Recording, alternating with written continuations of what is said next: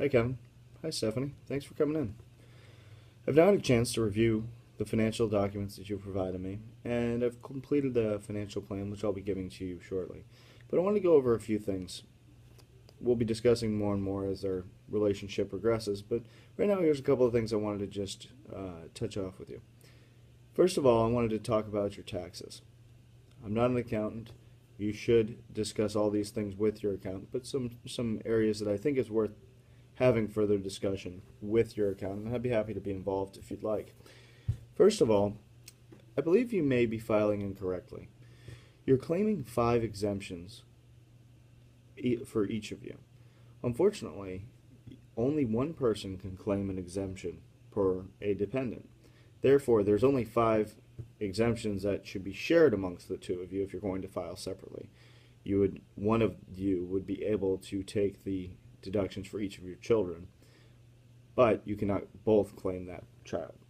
Therefore, my recommendation would be to consider actually filing jointly, where you can take all 5 deductions. That is the correct number of exemptions that you should be claiming, but on a joint basis. Also, you had asked about Kevin's mother, Gail. Unfortunately, because you only provide 45% of the support, she does not qualify as a dependent. You must support over 50% of their income and their needs to qualify according to the IRS as a dependent. In a similar regard, I looked at the ability to claim Stephanie's mother, Maria, which actually you do support fully, but unfortunately, because she's not a U.S. citizen, that she does not qualify according to the IRS. Therefore, 5 exemptions is correct. Going forward there with the filing decision, recommend a joint filing, and due to the fact that your AGI is below $305,000, you can actually claim itemized deductions. I know for simplicity's sake you've been just using the standard deduction, but I believe you're actually giving extra money to the IRS, which you don't need to, and it can be in your pocket. Right now, the standard deduction for a joint filing is $12,400 annually. I believe that you have over $17,000 just through a few quick examples of itemized potential deductions. First of all, you have your mortgage interest. That gets you to $9,142 this year by my calculations, looking at your mortgage balance of $98,000 and applying your interest rate of 9.25%. You also pay property tax of $2,657. That's deductible. Lastly, you also make a charitable contribution of $6,000 annually to your church.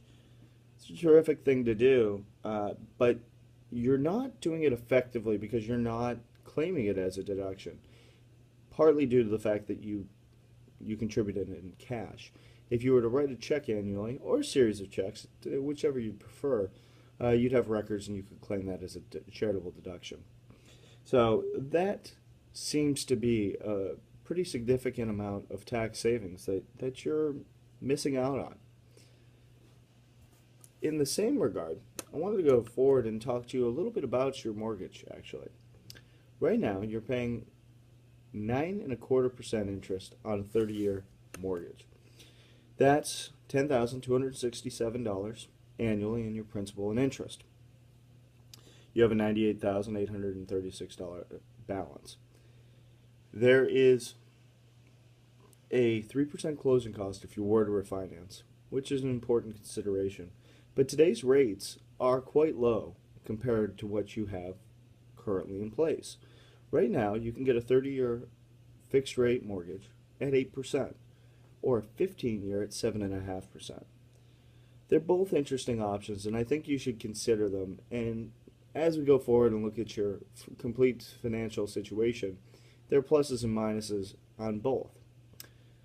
First of all, if you were to consider a 30-year fixed rate mortgage, you would be dropping your annual payment to $8,129. That is a savings of $2,138 annually. Not insignificant. Your total costs over the life of the loan would actually be $246,836.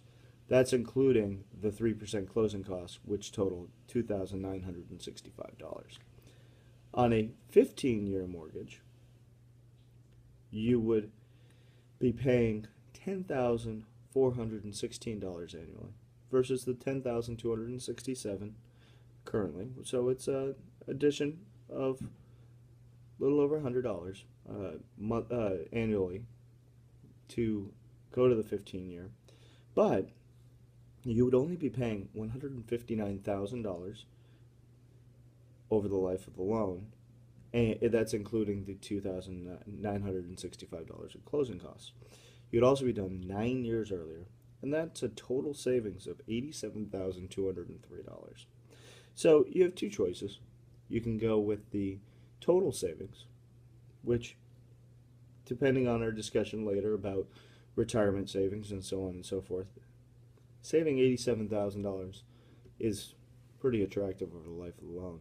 And you'll be able to have an additional $10,000, over $10,000 annually after the term of the loan, after 15 years. The 30-year mortgage obviously creates more current income. So as we discussed, the necessary savings that are required, particularly for educational financing, which is the most near-term savings requirement, that may be a very attractive opportunity.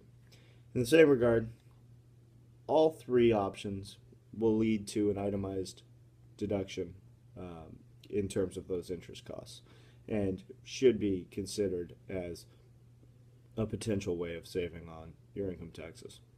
So I hope you'll take my advice and go talk to your accountant and also a mortgage broker and further explore these topics, because I believe they could impact your current cash flow and yield some significant savings, and hopefully can improve your long-term retirement prospects and your goals of funding your children's education and your other living expenses and things like that. Just make your life a little happier and reduce your stress a little bit as far as being able to be comfortable making your goals.